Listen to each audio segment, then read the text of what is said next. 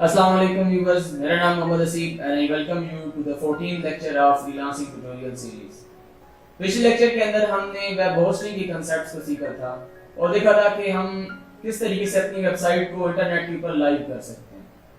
आज के लेक्चर के अंदर हम देखेंगे कि सीएसएस के अंदर स्टाइल ओवरराइडिंग कांसेप्ट क्या है और बूटस्ट्रैप को हम किस तरीके से इंटीग्रेट कर सकते हैं और इसको यूज कर सकते हैं। सीएसएस स्टाइल ओवरराइडिंग बड़ा इंपॉर्टेंट कांसेप्ट है हमारे पास। CSS स्टाइल ओवरराइडिंग को हम एक एग्जांपल से समझते हैं। फॉर एग्जांपल मैं यहाँ पर पेंट ओपन करता हूँ और इसमें मैं ब्रश के साथ यहाँ पर कोई स्ट्रोक लगाता हूँ।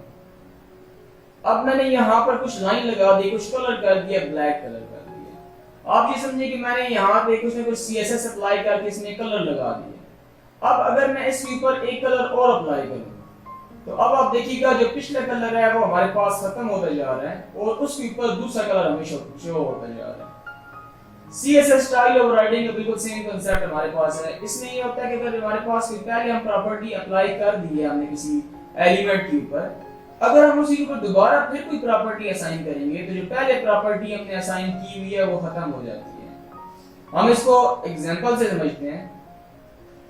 तो ये हमारे पास एक डॉक्यूमेंट है जिसके अंदर हमने एक बेसिक टेम्पलेट सेट कर रखा है और हमने यहाँ पे style.css को इस लिंक टैग की मदद से हमने इसके साथ ज्वाइन कर दिया। अब यहाँ पर हम देखते हैं कि हमारे पास CSS स्टाइल ओवरराइडिंग कांसेप्ट क्या है। फॉर एग्जांपल हम एक बटन क्रिएट करते हैं और उसको देखते हैं कि किस तरीके से हमारे स्टाइल्स इंप्लीमेंट होंगे। हम यहाँ पे एक बटन क्रिएट कर लेते हैं। अब हम इस बटन के ऊपर स्टाइल इंप्लीमेंट करते हैं एक्सटर्नल CSS की मदद से। एक्सटर्नल CSS यानी कि इस फाइल के अंदर कोई इसके लिखते हैं डिजाइन इसके अंदर। तो यहाँ पर हम लिखेंगे बटन और इसको हम प्रॉपर्टी असाइन कर देंगे। बाद में इसका बैकग्राउंड कलर चेंज करता हूँ यहाँ पर।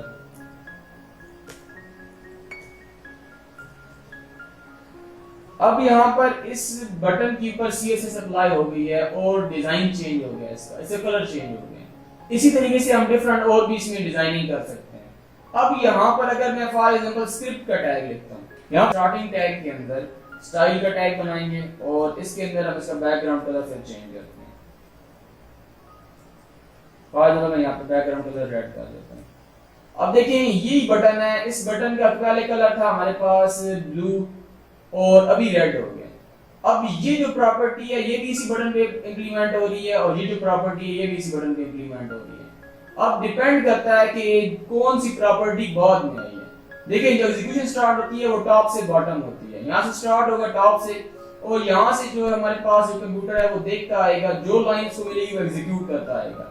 उसने ये लाइन देखी, ये लाइन देखने के बाद इस बटन का कलर उसने ब्लू कर दिया। अब जब वो नीचे आएगा और यहाँ पर देखेगा तो इस बटन के साथ एक और प्रॉपर्टी उसे नजर आ रही है।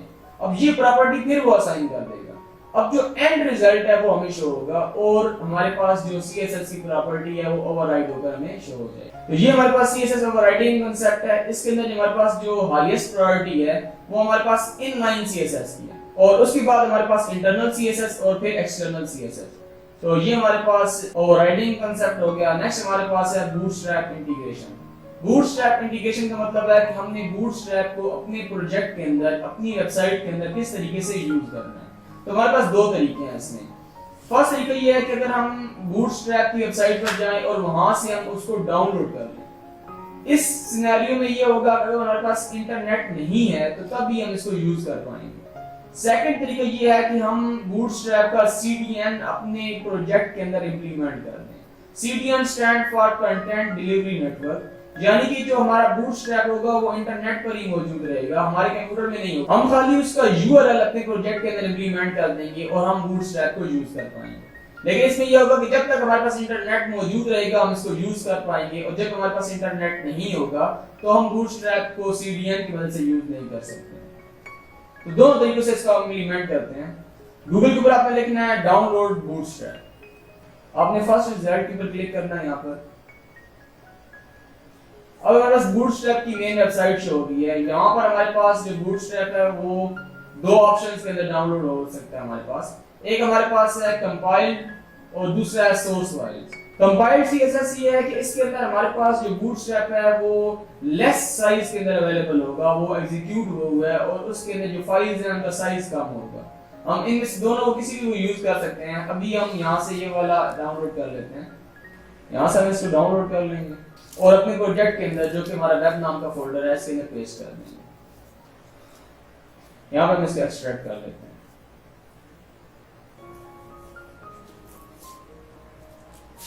अब बूटस्ट्रैप को इंप्लीमेंट करने के लिए हमने यहाँ पर लिंक का टैग अप्लाई करना है। तो बूटस्ट्रैप बेसिकली हमारे पास CSS ही है। तो जैसे हमने इस एक्सटर्नल CSS को इस लिंक के टैग की वजह से इसके साथ इकट्ठा किया था, सेम यही तरीके से हम इसको भी साथ में इंप्लीमेंट कर लेंगे। यहाँ पर हम वही लिंक का टैग लिखेंगे और इसके बाद हम टैब प्रेस करेंगे और यहाँ पर रेफरेंस देना है, Ctrl+Space प्रेस करेंगे तो यहाँ पे हमारे पास ये बूटस्ट्रैप का फोल्डर शो हो रहा है। इंटर प्रेस करना है यहाँ पर और फिर Ctrl+Space। अब यहाँ पर देखें तो इसके अंदर हमारे पास CSS और जावास्क्रिप्ट का फोल्डर मौजूद है। जावास्क्रिप्ट को हम नेक्स्ट कुछ लेक्चर्स के अंदर हम देखेंगे जावास्क्रिप्ट क्या होती है। अभी आप यहाँ पर CSS में क्लिक करें और यहाँ पर आपने bootstrap.css को आपने सिलेक्ट कर लेना, ये वाली फाइल। अब इस एक लाइन की मदद से हमारी प्रोजेक्ट के अंदर जो बूटस्ट्रैप है वो इंटीग्रेट हो गया। अब हम बूटस्ट्रैप के सारे फीचर्स को यूज कर सकते हैं। ये हमारे पास फर्स्ट मेथड था जिसमें हमने बूटस्ट्रैप को डाउनलोड किया और डाउनलोड करने के बाद हमने इसको यूज किया। जो सेकंड मेथड है वो है CDN की मदद से। यहाँ पे अगर आप स्क्रॉल डाउन करें तो ये बूटस्ट्रैप फ्रॉम CDN, यहाँ पर आपने इसको कॉपी कर लेना। ये चार हमारे पास लिंक्स मौजूद हैं। इसमें एक जावास्क्रिप्ट का, एक jQuery का और कुछ लिंक हमारे पास मौजूद है। अभी के लिए हमें सिर्फ ये फर्स्ट लिंक जरूरत है जिसके अंदर हमारे पास सिर्फ जो स्टाइल की शीट है वो इंप्लीमेंट हो रही है। तो हम सिर्फ इस एक लाइन को कॉपी कर लेते हैं। अगर आप ये सारी लाइन को कॉपी कर लें तब भी कोई इशू नहीं है। यहां पर हम इसको इंप्लीमेंट कर लेते हैं। अब इस एक लाइन से जो हमारा बूटस्ट्रैप है वो हमारे प्रोजेक्ट के अंदर इंटीग्रेट हो गया। अब हम इसको बेशक डिलीट भी कर दें, रिमूव कर दें, तब भी हमारा जो प्रोजेक्ट के अंदर बूटस्ट्रैप है वो अभी हमारे पास लाइव है। बूटस्ट्रैप को इंटीग्रेट करने के बाद नेक्स्ट हम देखेंगे बूटस्ट्रैप में क्लासेस का कांसेप्ट है। बूटस्ट्रैप हमारे पास रेडी टेम्पलेट्स हैं, रेडीमेड टेम्पलेट्स हैं जिनको हम यूज करके अपनी वेबसाइट क्रिएट करेंगे और वो जो टेम्पलेट्स हैं वो क्लासेस के अंदर मौजूद हैं। हमने HTML और CSS में देखा था कि हम किसी भी टैग को कोई क्लास असाइन करते हैं और उसके अंदर हम डिजाइनिंग करते हैं, CSS लिखते हैं। तो बूटस्ट्रैप में भी हमारे पास क्लासेस बनी हुई हैं और क्लासेस के अंदर हमारे पास डिजाइनिंग हुई है। उन क्लासेस को कैसे यूज करेंगे? तो अभी हमारे पास इस प्रोजेक्ट के अंदर यहाँ पर इस लाइन की वजह से, इस लिंक के टैग की वजह से बूटस्ट्रैप इंटीग्रेट हो गया। अब अगर मैं इस बटन को डिजाइनिंग करने लगूं तो मैं इसका फॉन्ट साइज चेंज करूंगा, इसकी विड्थ हाइट सेट करूंगा, बैकग्राउंड कलर एडजस्ट करूंगा, तो मुझे काफी टाइम लग जाएगा इस पे। अगर मैं बूटस्ट्रैप को यूज करता हूं तो सिंपली मैं यहाँ पर इसमें मैं स्टाइल का टैग डिलीट कर देता हूं। सिंपल मैं यहाँ पर इसमें लिखूंगा क्लास और क्लास इसको मैं असाइन कर दूंगा। क्लास अब बूटस्ट्रैप में हमारे पास क्लासेस का कांसेप्ट है। अब बूटस्ट्रैप के अंदर क्लासेस को प्री डिफाइंड नाम दिए गए हैं। अब वो नाम हमें याद करने होंगे और उनको हम यूज करके हम डिफरेंट फंक्शनैलिटीज परफॉर्म कर सकते हैं। फॉर एग्जांपल बटन के लिए हमारे पास जो क्लास है उसका नाम है BTN। अब देखिए सिर्फ जब मैंने BTN लिखा है तो हमारा जो बटन है इसकी शेप चेंज हो गई। अब मैं अगर इसको खत्म करूं n को, अभी देखें अभी हमारा बटन इस तरीके से शो हो रहा है और जब मैं n लिखूंगा तो अभी आप देखें हमारा जो बटन है वो डिजाइन हो गया। अब इसी के साथ अगर इसको मजीद डिजाइन करना चाहूं तो मैं एक क्लास और इंप्लीमेंट कर देता हूं। मैं यहां पे लिखूंगा BTN प्राइमरी। अब देखें जो हमारा बटन है वो डिजाइन हो गया। इसमें अगर माउस ऊपर में लेके जा रहा हूं तो कलर भी चेंज हो रहा है। तो मैं पूरे बटन को डिजाइनिंग करने लगूं तो मेरे पास तकरीबन 10 से 15 मिनट लग जाएंगे और वो भी इतने तरीके से डिजाइन होगा या नहीं होगा, डिपेंड करता है कितना मैं उसके ऊपर काम करूंगा। अब यहाँ पर बूटस्ट्रैप में से सिर्फ ये दो वर्ड्स मैंने लिखने हैं और जो मेरे बटन है वो आप देखें हमारे पास एक खूबसूरत बटन हमारे पास क्रिएट हो गया।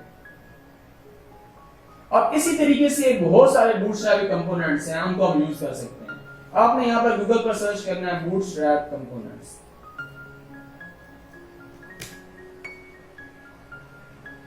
और यहाँ पर आपको सारे के सारे वो कंपोनेंट्स शो हो जाएंगे जिनको हम यूज कर सकते हैं।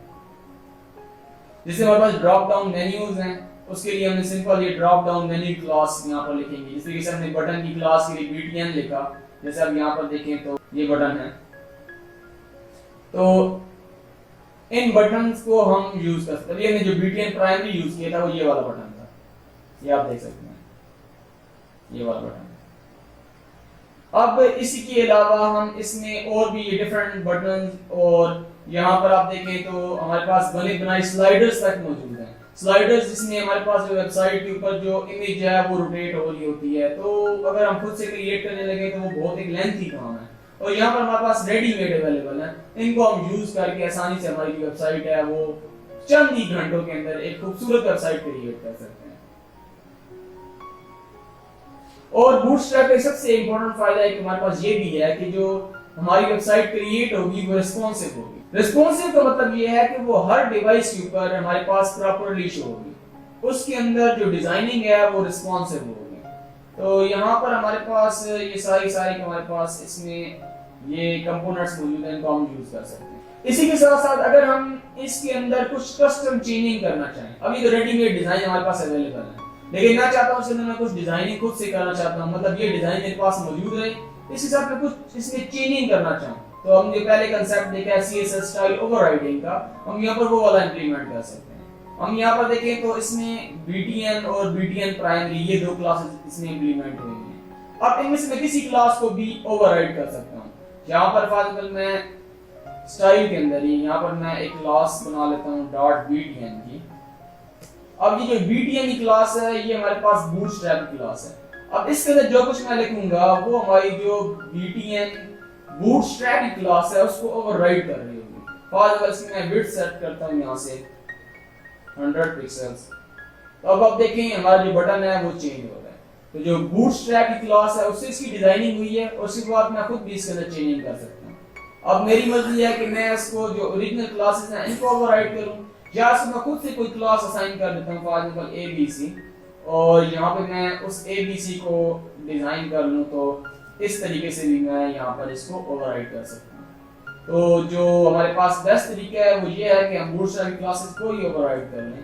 तो ये डिपेंड करता है, कोई इशू नहीं है, हम जो हमारे पास बेहतर लगे हम उस तरीके से काम कर सकते हैं। तो आज के लेक्चर के अंदर हमने सीखा कि CSS ओवरराइडिंग कांसेप्ट क्या है और हम किस तरीके से किसी भी स्टाइल को ओवरराइड कर सकते हैं, और हमने देखा कि बूटस्ट्रैप को इंटीग्रेट किस तरीके से करना है और हम इसको किस तरीके से यूज कर सकते हैं। नेक्स्ट लेक्चर के अंदर हम सीखेंगे कि बूटस्ट्रैप में कंटेनर का कांसेप्ट क्या है और वेब पेज रिस्पॉन्सिवनेस और 12 ग्रिड सिस्टम क्या है। तकरीबन ये आप कह सकते हैं कि ये तीनों हमारे पास कंपोनेंट्स हम पढ़ेंगे नेक्स्ट लेक्चर के अंदर, वो उनकी मदद से हमारी जो वेबसाइट है वो रिस्पॉन्सिव हो जाएगी। रिस्पॉन्सिव होने से ये होगा कि जो हमारी वेबसाइट है वो हर पेज के ऊपर सेम तरीके से शो होगी। तो ये बहुत इंपॉर्टेंट हमारे पास कांसेप्ट्स हैं, इंशाल्लाह नेक्स्ट लेक्चर के अंदर हम इनको सीखेंगे। तो नेक्स्ट लेक्चर में आप लोगों से मुलाकात होगी, तब तक के लिए अपना ख्याल रखिएगा। अल्लाह हाफिज।